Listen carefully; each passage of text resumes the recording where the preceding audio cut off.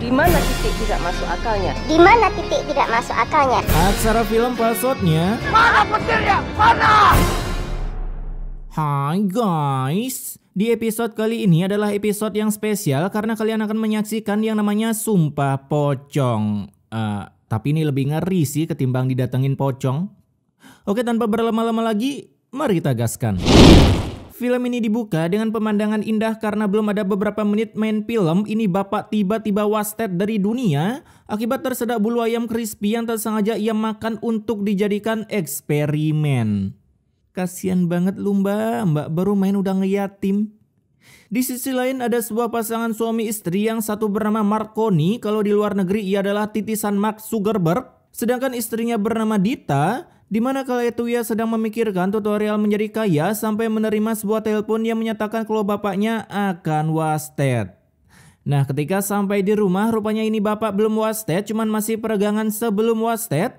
Dan di tengah peregangannya ia mulai memberikan pesan immortality-nya dengan membagi warisan. Marconi dapat kebun yang tak boleh dijual untuk pengerukan tambang timah apalagi ilegal. Sedangkan adiknya yaitu Warsi mendapatkan peternakan T-Rex versi mini aka ayam. Enak banget sih Wasi dapat peternakan. Bagus dong, tanah kebun pakai modal nyari kerja loh. Ya tinggal sering-sering aja jogging. Tebak pekerjaan. Setelah memberi pesan akhirnya isi bapak wasted seketika, tapi mana ada orang wasted alisnya nekuk pak. Maksa bener meremnya. Saat dicek ada upilnya atau enggak, mereka pun akhirnya sadar kalau si bapak udah berpulang ke kursi penonton makan cilok sambil melihat editor mengedit ulti Yodora untuk adegan di menit akhir. Keesokan harinya si bapak yang udah dikubur entah OTW surga atau neraka, datanglah sang penyelamat bumi rahimku anget buang yaitu Saipul tanpa Jamil, dimana kedatangannya untuk menghibur Warsi menyemangatinya sebagai ayang beb karena dengan ketidakadaan orang tua Warsi sekarang, kini Saipul bisa bebas berduaan di rumah bersama Warsi tanpa perlu ketahuan. Namun Beraja full senyum bisa jadi cowok mokondo modal kopi dan doa. Ketika mereka pulang, Marconi pun menyuruh Saipul untuk segera menikahi Warsi karena takut nanti adiknya mendapatkan pengaduan mekanik tanpa pertanggungjawaban karena udah gak ada orang tua di rumah sebagai wasit. Tapi awalnya Saipul menolak karena cuma ingin kawin doang, menikah kagak. Alhasil Marconi pun mengancam dengan tak akan mau jadi wali di acara nikahan mereka jika tak segera menikah sekarang. Nah, mendengar itu sore itu juga mereka langsung menikah. Ya gak gini juga cuy. Set banget ya guys. Dimana Broja nikah dengan terbagongkan, Saipul mendengar cangkem Marconi berkata agar Warsi dibawa pergi jauh-jauh dari rumah, yang padahal Saipul belum punya rumah akibat kebiasaan waktu muda yang suka ngopi. Kata-kata siapa tuts?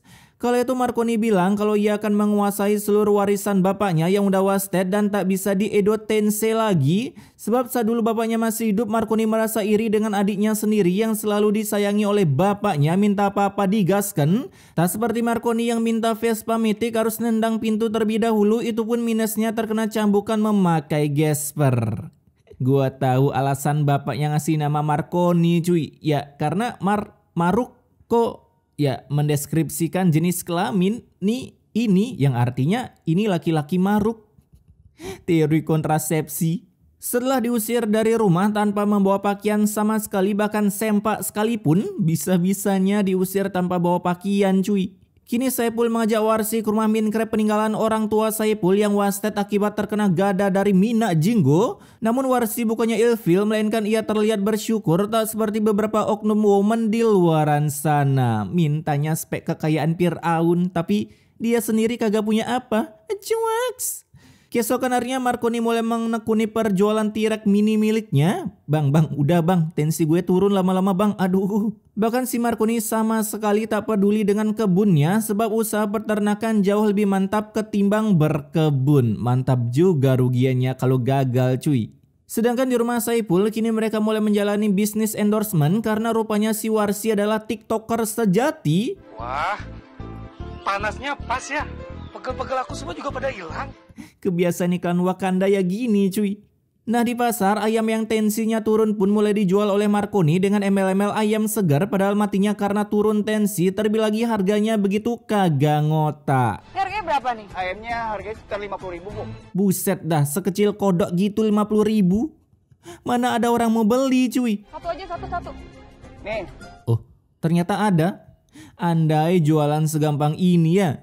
Dan ya nggak gue habis Fikri di sini. Aduh. Perasaan dia beli satu kok bayarnya 100.000 anjing. Kemudian di tempat Saipul kerja, ia pun tak sengaja menyundul genteng dengan kepalanya. Pak, maaf Pak, saya tidak sengaja. Tidak sengaja bapaknya lah. Dan berakhir harus dibawa ke puskesmas padahal belum daftar BPJS. Hasil keluarlah cuan lagi untuk mengobati luka di kepalanya agar mendapatkan ikat kepala shinobi. Sebab kata dokter ini kepala Saipul mengalami kebocoran. Bocor di mananya, ada perban bersih gitu. Di sana Saipul divonis untuk jadi pengangguran sementara waktu yang tentunya membuat jiwa Warsi terpanikan, apalagi mengingat susahnya mencari kerja di Wakanda Raya. Di kota aja susah nyari kerja apalagi di kampung cuy. Sehingga itu juga ia langsung datang ke peternakannya untuk minta info loker ke kakaknya sendiri. Namun karena Warsi tak memenuhi syarat, ya minimal IPK 4 tinggi melebihi Titan dan udah pernah menemani Tong Sangcong ke barat mengambil kitab suci, ia pun harus diusir dari sana dengan cara kasar. Nah, di perjalanan ia tak sengaja melakukan penyenggol dong ke seorang minion ini, di mana minion ini bukan minion biasa melainkan minion yang bawa gerobak cuan, ya kalau di ML namanya budak korporat. Karena bapak ini menawari Warsi sebuah infoloker bekerja di peternakannya. Keesokan harinya si Warsi sudah mulai berjualan di pasar. Kami merasa kehilangan saat mbak jualan. Buset, lebay amat lu mbak. Di sana Warsi menjual dengan harga murah yang tentunya langsung laris manis. Sedangkan lapak Marconi mendadak sepi. Bang, kita udah beli ayam bang. Kan cuma saya yang jual ayam potong di pasar ini bu. Sejak kapan penjual ayam potong di pasar Unlimited Edition? Udah kayak sandal homipet aja cuy. Dan karena kejadian ini Marconi langsung open war ke lapak Warsi. Namun Warsi berhasil dibantu dengan kedatangan para minion barbar. Ini tempat umum pasar umum. Warsi pun punya hak buat jualan di sini. Galak amat bang. Yang berujung Marconi langsung surrender dari sana. Si Babang emang tahu aja ya woman good looking. Nah, sepulangnya bekerja merasa kalah saing dengan Warsi, si Babang tampan ini langsung memulai tutorial menjual ayam murah meriah melebihi diskon Shopee, di mana dengan mencampurkan sebuah ramuan Jigong Titan rasa barbecue ke dalam ayam yang udah berbau busuk. Sebab ia akan menjualnya kembali agar harganya bisa murah dan Marconi gacor parah sekalian membantu mengurangi jumlah populasi kehidupan di muka bumi ini agar Elon Musk tak repot-repot mencari ide memindahkan manusia ke Mars karena katanya bumi sudah kelebihan populasi. Gimana kagak kelebihan? Manusianya kerjanya kawin, bukan nikah. Keesokan harinya akhirnya rencana Marconi berhasil meyakinkan para minion level 1 ini dengan tingkat pemikiran yang belum dirilis. Ayamnya masih pada bagus-bagus loh. Masih pada seger-seger lagi. Nah, itu dia ciri-ciri pemikiran belum dirilis. Hasil para minion ini langsung memborong dagangan Marconi setelah mendengar marketing dari cangkemnya yang bilang kalau ayam 2 ekor 50.000 sedangkan 4 ekor 80.000. Gila, murah kali cuy. 2 ekor cuma 50.000. Udah saya borong semua ya bang. Nambah barbarnya. Diborong kagak tanggung-tanggung cuy. Emang kalau netizen Wakanda lihat harga diskon Sepulangnya berdagang, Marconi mulai belusukan mencari ayam-ayam yang udah wasted dan berhasil ketemu di peternakan bapak ini, di mana Marconi membelinya dengan harga murah meriah karena saat di rumah ayam itu kembali diolah oleh Marconi agar terlihat masih segar, matinya tak membawa dosa sedikit pun. Dan besoknya ayam-ayam tersebut kembali dibeli oleh para minion komplek akibat tergiur dengan harga diskon yang ditawarkan oleh Marconi. Kok mereka kagak pada wasted ya, kemarin makan ayam berformalin kelas atas. Sedangkan di sisi lain lapak Warsi pun terlihat sepi, tak ada yang beli sama sekali, bahkan lalat pun tak mau singgah. Sampai-sampai membuat bosnya hampir ingin resign dari kehidupan, capek jadi orang baik, lebih enak mengikuti jalan neraka seperti Marconi. Namun ketika sadar ia dituntut untuk selalu baik oleh sutradara, si bapak pun menyuruh Warsi untuk membagikan ayam-ayam ini secara gratis. Curiga gue ini bapak-bapak, jangan cuci uang ya. Rugi maupun untung tetap santuy cuy. Keesokan harinya si Marconi kembali mengembangkan bisnisnya dengan membeli kambing Lucifer berpenyakitan ini, padahal baru aja mau dimusnahkan sebelum mengsumonkan Dajjal ke muka bumi, dimana dengan harga 2 juta daging kambing itu kembali diolah oleh Marconi, sebab daging apapun di muka bumi ini yang udah busuk bahkan berbau seperti jigong kebo mercuet sekalipun bisa jadi segar setelah terkena siraman air ramuan milik Marconi. Nah besoknya Marconi mulai menawari para minion yang belum memperbarui perangkat lunak ini daging kambing karena bisa-bisanya mereka percaya kalau daging kambing sekilo cuma 50.000. Gila nggak tuh? Beginilah jika Google belum ditemukan cuy, jadi kagak bisa nyari tahu di Google. Karena penjualan daging kambing laris, kini Marconi memikirkan cara agar bisa jualan daging kambing palsu. Tikus. Itu marmut bang, buset dah. Tikus dari mana bulunya lebat gitu? Dan setelah melihat tikus yang gendut, Marconi pun kepikiran menjual daging kambing palsu memakai daging tikus. Mana bisa gitu anjing? Kemudian pada suatu hari, Marconi pun datang ke peternakan tempat Warsi bekerja, di mana ia menuangkan bubuk kematian ke ayam yang akan Warsi jual di pasar, sehingga saat salah satu minion membeli dan memakannya, mereka pun tiba-tiba keracunan tepar tak sadarkan diri dua-duanya. Gue heran cuy, selama ini yang beli daging Marconi kenapa kagak kenapa-kenapa ya? Ini film agak-agak cuy. Hari itu juga para warga mulai datang untuk open war karena ada beberapa anggota keluarga mereka yang wasted setelah mukbang ayam goreng dengan kuah sunlight. Kemudian datanglah Marconi ke sana memfitnah Warsi menggunakan formalin di ayam-ayam jualannya agar harga murah meriah dan untung gede. Bahkan mereka sampai merekomendasikan untuk OTW laboratorium untuk cek ayam Warsi ayam tiren atau kagak. Hasil sesudah menunggu beberapa jam keluarlah dokter kematian yang menyatakan ayam itu banyak mengandung zat yang berbahaya. Hingga berujung Warsi dipecat dari tempat kerjanya daripada ia dibawa ke kantor polisi untuk staycation bersama para napi yang mencoba membela diri dari begal. Inilah anehnya di film azab cuy. Si Marconi jualan ayam tiren para warga kagak ada yang wasted. Giliran si Marconi naruh ayam tiren di lapak Warsi, mereka pada wasted. Sepulangnya dari lab, Warsi pun mencurahkan isi hatinya ke Saipul yang entah ini babang-babang kapan sembuhnya. Udah nyaman cosplay jadi atas masih bujang cuy, pakai bandana. Di sana Saipul sempat ingin baku hantam dengan Marconi tapi dilarang oleh Warsi sebab kepalanya belum sembuh dan takut Saipul malah terdelete dari dunia yang jahanam ini. Di sisi lain Marconi tentunya full senyum dimana seperti biasa udah tahu lagi berbuat kejahatan, cangkem Marconi teriak-teriak seperti tua pengumuman sekolah. Sampai kebegunaannya pun diketahui oleh istrinya yang tak bisa berbuat apa-apa agar film ini menjadi seru. Gua jadi istrinya mah udah gue lapor polisi cuy. Nah hari demi hari kini Warsi mendapatkan diskriminasi dari para minion kampung. Assalamualaikum ibu-ibu, pada mau kemana? Ngambeknya kayak anak SD cuy, saling musuhan. Anak angkatan 90 pasti tahu sih ini. Bahkan saat ke warung pun si Warsi juga terkena beberapa roastingan oleh para mama pengangguran ini. Ada tukang ayam berformalin datang. Biasain aja bu tatapannya. Merasa hidup udah diambang batas, ingin mati takut, nggak mati lebih takut lagi. Warsi pun kemudian datang ke lapak Marconi untuk menyuruhnya ngaku kalau dia dibalik kejadian ayam tiren kemarin. Tapi para warga yang tak percaya, Marconi pun memberi rekomendasi yang cukup membagongkan. Gimana kalau kita buktikan dengan sumpah pocong? Apakah dia berbohong atau tidak? Ngajak sumpah pocong dong. Lagian peternakan apaan kagak ada CCTV-nya?